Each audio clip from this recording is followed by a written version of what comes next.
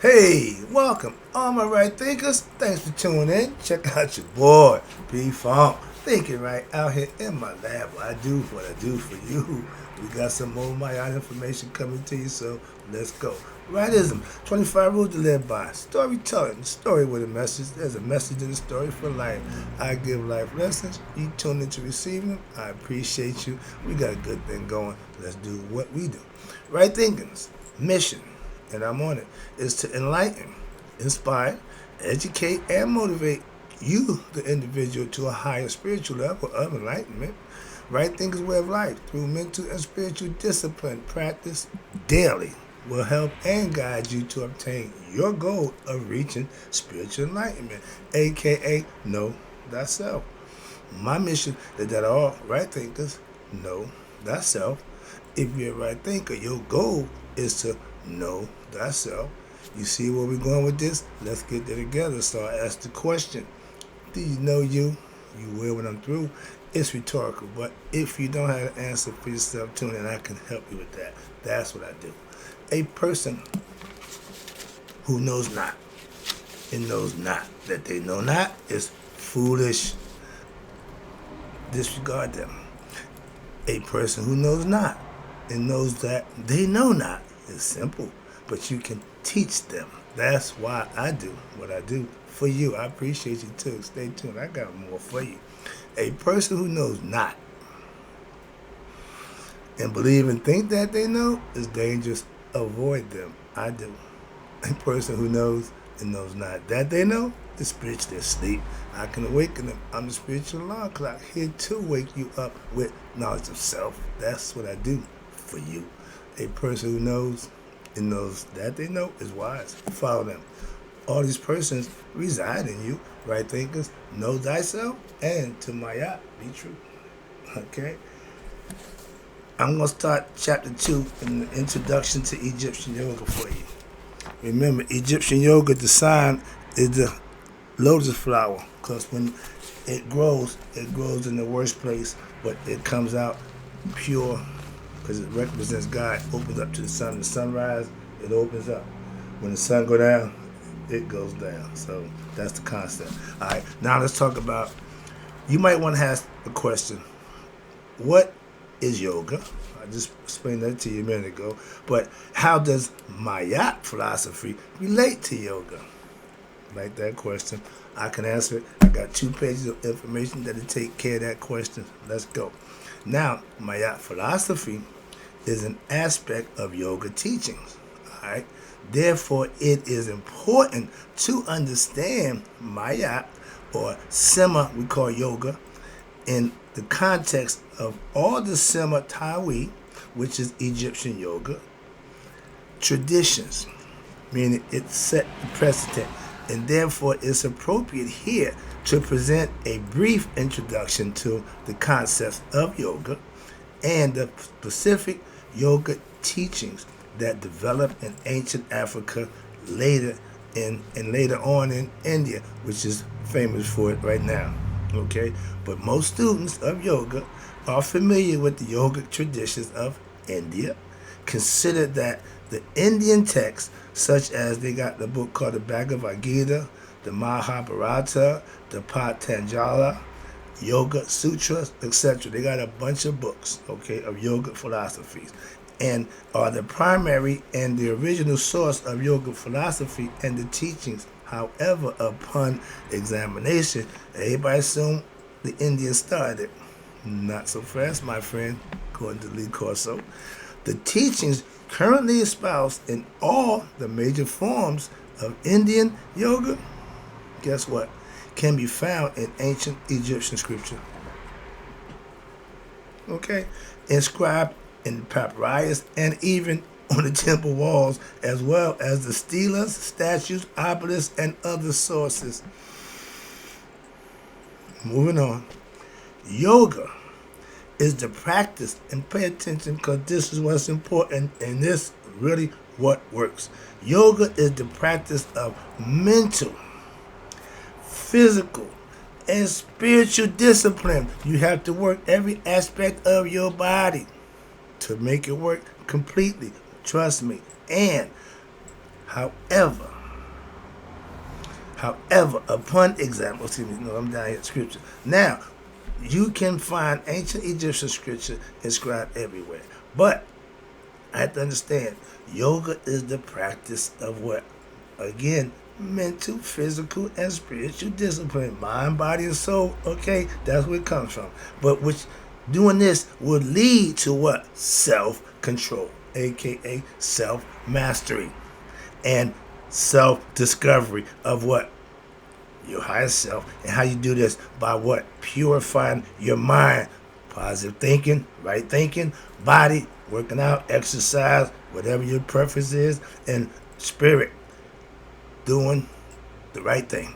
Keeping your God consciousness and giving selfish service, practice doing the right thing all the time. Hold yourself accountable to just do that. And so as to what? That'll help you discover what your deeper spiritual essence, your godlike concepts, which lies within who? Every human being and object of that's in the universe. God's spirit is in everything. He's in his creation. Comes from him. In essence, the goal of right thinking philosophy and the yoga practice is to what? Unite or yoke one's individual consciousness with what? Your universal or cosmic consciousness. I'm pointing up because God is all conscious. He ain't physical. He ain't a man or a woman. He's all consciousness, and everything comes from consciousness. And therefore, ancient Egyptian religious practice, especially in terms of the rituals and other practices of the ancient Egyptian temple systems known as, she taught Netta, we call it right thinking philosophy, but it's the way of the hidden supreme being. I'm trying to get you to God for yourself. It's the way to make that happen for yourself. They knew that. Spiritual discipline. Rule number 1. What's spiritual discipline? Being God conscious, holding yourself accountable to look good in his eye. Simple. In any scenario, any situation, all you have to do is what? The right thing. You know right from wrong. Moving on. But that's spiritual discipline, hold yourself accountable. And spiritual disciplines were known in ancient times as Sma Tawi, a.k.a. Egyptian yoga. Not Indian yoga. Egyptian yoga. Should as well be considered as you ready for this? Universal streams of what? Self-knowledge. Our temples were to what? Give you knowledge of what? Self. Philosophical, mythological stories to help you get what? Self-knowledge. Reason and purpose. Moving on. And a philosophy which was influenced and inspired the great religions and philosophers of today. In this sense, religion in its purest form, before it get cut up, before it get commercial, before it hit y'all, is also a yoga system. Start out that way. But by the time it got cut down, like I tell you about the cocaine concept, it come in pure, but everybody got to get their add in. Why? To make their profit. It's a business. Now, as it seeks to what? You unite what? Your soul with its true original source. God. In broad terms, any spiritual movement, that means any religion you practice, that's going to get you to God, work if you practice it correctly and put your all into it. What happened? Your movement or your discipline that brings one closer to what? Self-knowledge, again, is a yoga movement. And the main recognized forms of yoga disciplines, we got a lot of them, but we're going to give you 5 just to show you how if you could take these 5, you'll be fine. Like the chakras. And you got to get past 3 to get the benefits of them. So with the 5 forms of discipline, this is what they are. Semi-Tawi, yoga of wisdom. That's what I practice, right? Think philosophy. That's what my yacht is. Semi-Tawi, yoga of devotional love. all the time. Yeah, I'm God conscious. Okay, I'm a prayer warrior. Okay, number 3, semi-Tawi yoga of meditation. My favorite. Over 10 years now, I love it. Why? It's ingrained in me now. It's what I do. Okay, and practice makes perfect. Now, and you got yoga meditation. Now, the physical posture yoga, that's the tantric yoga. I don't practice that. I understand it. I know it. I don't do none of the postures. Understand that. Again, I go to the gym every day. I get my physical work. I say the physical part is your choice. I don't get in the lowest position. No, I do the crab. I get on the floor, lay back. I play dead. But no, I ain't into that aspect of it. So again, my choice. Semi-Tawi yoga of selfless action in service. That's my favorite. That's why I'm here doing what I'm doing right now. This is my way of showing that one. I practice that daily. Last one, semi-Tawi yoga of what they call serpent power. You see me doing this, Kundalini? Okay, that's the twin serpents. Aset and Neftet, doubled as Mayate. Okay, but these are all philosophical concepts that if you study them, learn them, they will make a world of difference. Why? Because you can actually use them and better yourself by doing just that, practicing them daily. This is information. Now, this is going to be good. You see here? It's more than one way to get to the top of the pyramid. It's 8 different sections to that pyramid. But look at this. It breaks down. You see in the right, one say religion, and one say the religion top part, and the bottom part is the path to yoga, mysticism, and the path of religion. The top is religion, okay? But they all got by the same philosophy to get you what? Here. Spiritually enlightened. Again, I don't knock nobody's philosophy or belief and concept that's going to get them closer to God. Why? I have one. I don't knock nobody else's. I don't want to knock mine. I got to respect that. So I ain't got a problem. And here it's showing you. I'm going to break it down for you. Let's go. On the top path, you see the spiritual aspect. You have 2 paths. The religious concept, Christ and what they got, the myth, the ritual, and then you have the spiritual enlightenment. The mystical experience. If you do it right, you will have your experience with God. From religious aspect, that's called being blessed out, reaching Christ, come anointed. Oh, that's fine. I understand. Now, my way, the path of yoga, right thinking philosophy, we take the bottom half. Why? We got yoga, meditation. We got 5 venues that we got to master, so to speak, to get us to be spiritually enlightened on every aspect of our character. That's the difference. That's all. So let's break it down. So I just showed you. But so the disciplines of yoga, they fall under 5 categories, excuse me. And they are, again, yoga of wisdom, yoga of devotional love, yoga of meditation, tantric yoga, and yoga of selfless service. And the tantric and the meditation go together, so they make room for the yoga of serpent power. That's the Kundalini. Can't forget that one. And when these disciplines are practiced in a harmonized manner, there you go, understanding, keeping it balanced, and this practice is called integral yoga. Within these categories, there are subsidiary forms which are part of the main disciplines. The emphasis on the Commission Asari myth, that's what we practice, right thinkers, on the yoga of wisdom, that's Maat. Yoga of discipline, yoga of devotional love. Again, that's the Neptep for Asar. That's the same story, Commission Asar myth. Yoga of selfless service, selfless action. That's giving, doing. That's following Maat, helping those in need, keeping everything on the up, moving and grooving. And you got the important point to remember is that all these aspects of yoga can and it should be used when in an integral fashion when needed. Better to have that knowledge and understanding when you need it than to need it and don't have that knowledge. That's the difference. And when you got knowledge of self, you're always going to have to fall back on it because you're going to need it sometime or another. That's why you have it to use. And you use it in an integral fashion. How? To effect an efficient and a harmonized spiritual movement. In the practitioner within yourself, you have to know all the aspects of yourself and control them to call it be a master of oneself. To know thyself means you need to master yourself. for yourself.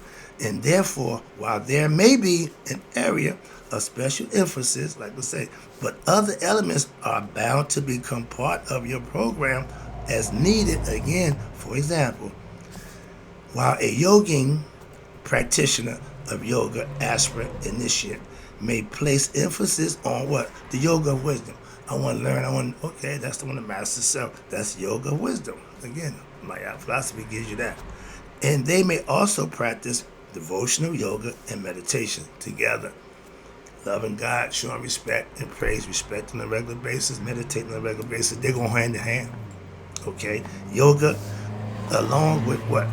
The wisdom studies, and you can put all these together and put them in this nice little package for yourself so that you can practice them and harmonize them in your life as you go through it daily. So the daily practice of any discipline that leads to what? Leads oneness with the supreme consciousness, knowing thyself, can be called yoga.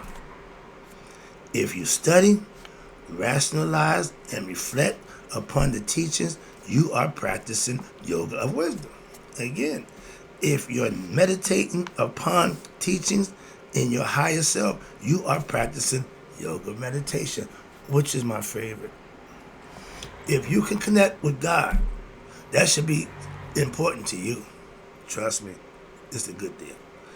Thus, whether or not you refer to as such, if you practice rituals which identify you with spiritual nature, you are practicing yoga of ritual identification. And again, if you're doing something, you should be able to define it and know what it is. Well, I do this, what you call it? Well, I don't know, I just do it. So I just try to help you along the way because I understand what you're doing. I'm just trying to give you the name of it. Okay, whatever. So I had to let that go. But you need to identify with whatever it is you're doing. That's my point. And when you do that, that's you practicing your ritual yoga of identification. Which is again part of the yoga of wisdom. The Commissions, we call it REIKH, REKH. That means wisdom. Okay, in the Indian they call it Nana, spelled Jnana, and in the yoga of devotional love and the Commissions we call it Ushat. That's not that love for Asar. And India they call it Bhakti, of the divine, loving God. Again, Christians call it Christ. Like now, if you develop your physical nature and your psychic energy centers, you know what they are, the Kundalini? You are practicing serpent power. Ding, ding, ding. And Commissions, we call it the Uranus. Okay, the serpent. But in India, they call it Kundalini. Chakras.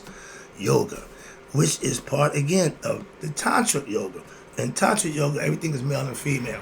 So it's pretty much going to be sexual orientated. That's why. And it's going to be physical. Kama Sutra, different sexual position and poses, swinging from the chandeliers, catching it. No, I ain't doing none of that. Moving on.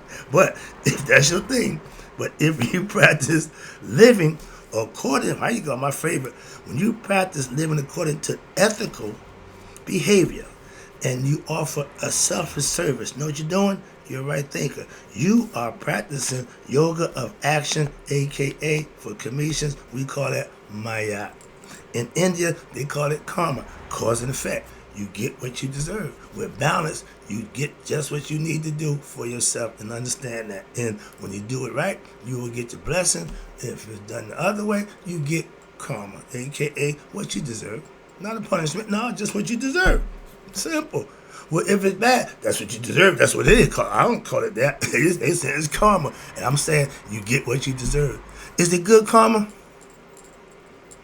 If you did good work, you get blessings. That's why. So moving on. When you get what you deserve, you must have did something wrong. And you practice this in your daily life. Everything that you learn, everything you practice, it has to be on a daily basis until what? You master it. If you practice turning your attentions toward God, the divine, by developing love for the divine, like if that have a thought, then it is called devotional yoga. And yoga of what? Divine love. Your Christian Zulites or your fanatics, they are devotional love for God. They just go a little a little far from me, but that's what they're showing. They're showing devotion. Talking in tongues, fall out and wilding out. That's all devotion to God from them as a spiritual concept. Ain't no problem with that. I understand it. Don't practice it, but I understand it. Moving on. I ain't saying it's right or wrong. Again. But the practitioner, every individual of yoga is called a what? A yogin if you're a male practitioner, or yogini for the female practitioner. Or the term for of yogi meaning may be used to refer to either male or female. Why? Practitioner. Because in general terms, a yogi is one who has attained the accumulation of yoga union with the divine, meaning you made your connection with your higher self. Okay, you're practicing, and that's called a yogi in this manner. Yoga has been developed into many, again, disciplines which may be used in an, again, integral fashion daily to achieve the same goal, which is what? Enlightenment, knowledge of self, know thyself. So therefore, you, the aspirant, is to learn. Your job is to learn about all the paths of yoga, and you choose those elements or those things which best suits you, his or her personality. Again, your choice. Or practice them all in, again, integral balanced way. Like Maat, know a little bit about everything. That way you at least have knowledge of it. But not to know this because you know that don't mean nothing. Moving on. Balance. Wrapping it up for you. This is the end. Hope you understand it. Enlightenment is the term. This is what enlightenment means. Used to describe the highest level of spiritual awakening. My job is to try to enlighten you with just that. And it means attaining such a level of what? Spiritual awareness of oneself that one discovers what? The underlying unity of the entire universe, as well as the fact that the source of all creation is the same source from which the innermost self within every human heart arises, meaning the spirit that's in all of us is in everything. That's God. That's the lesson. Hope you enjoyed it. I'll be back with more. We on page 2032. Oh, we rolling. All right. In closing, right thinkers, may you all live to be 100. Me, 100 minus a day. So I never know that my right thinkers have passed away. I'll be back. Remember, my yacht followers don't die.